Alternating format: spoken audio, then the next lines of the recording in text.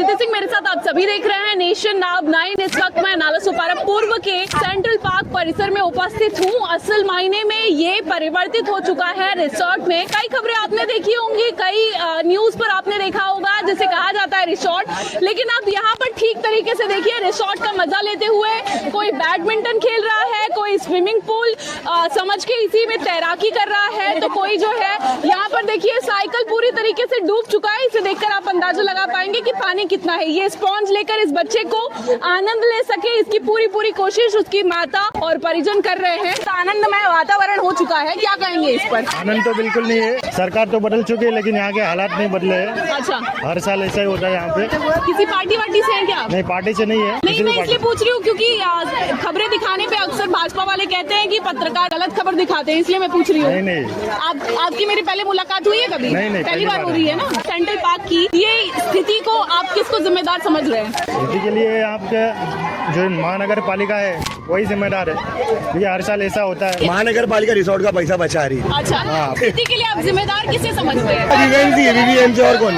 बस हाँ, वो ये सबका जिम्मेदार वही और कौन है? स्थिति देख रहे हैं यहाँ पर जल जमाव की, इस पर क्या कहना चाह रहे हैं? इस पे सरकार को नाला और नाली का ज़्यादा अच्छा इंतजाम करना चाहिए। इससे पब्लिक को परेशानी होती है, यहाँ पे गाड़ी घोड़ा चलने में दिक्कत होती है, प्लस जो बच्चे स्कूल जाते हैं उनको ज़्यादा प्रॉब्लम होती है। कहीं नाले में गड्ढे हैं, कोई गिर जाएगा उससे ज़्यादा तकलीफ होगी लोगों को।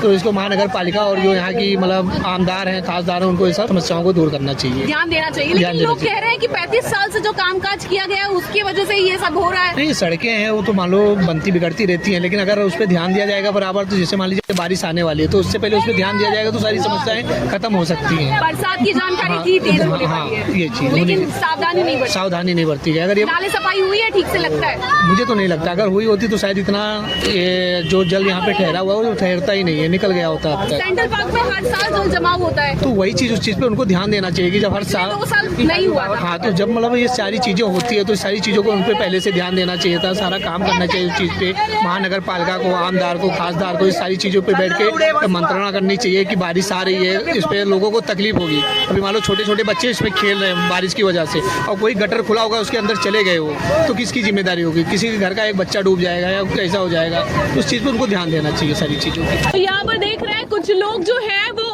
बिल्कुल मौसम का लुत्फ लेने की कोशिश कर रहे हैं। ये है नालासोपारा कर की एक खूबसूरती, जिस तरीके से वो पूरे इस माहौल को एंजॉय करना चाह रहे हैं। निश्चित तौर पर उनके ऊपर ये जल जमाव की स्थिति है, उससे परेशान ना होते हुए कैसे एंजॉय किया जा सके उसकी पूरी कोशिश की जा रही है। लेकिन महानगर पालिका की एक बड़ी लापरवाही है, जिसके चलते जो लोग यहाँ पर हैं निश्चित तौर पर उनके स्वास्थ्य पर बात आ सकती है। कई लोगों का आर्थिक नुकसान भी हुआ होगा। यहाँ पर जितनी दुकानें हैं करीब सभी लाइन से डूब चुकी हैं। शिवसेना की शाखा है वो भी पूरी तरीके से डूब चुकी है, जिसके चलते निश्चित तौर पर ये समग्र स्थिति जो है वो निंदनीय है, चिंताजनक है। लेकिन फिर भी नालासोपारा कर जो है इसमें एंजॉय करते हुए नजर आ रहे हैं। निश्चित तौर पर जो स्थिति है उसमें जीना ये पसंद कर रहे हैं। बुलंद इरादों की बुलंद आवाज,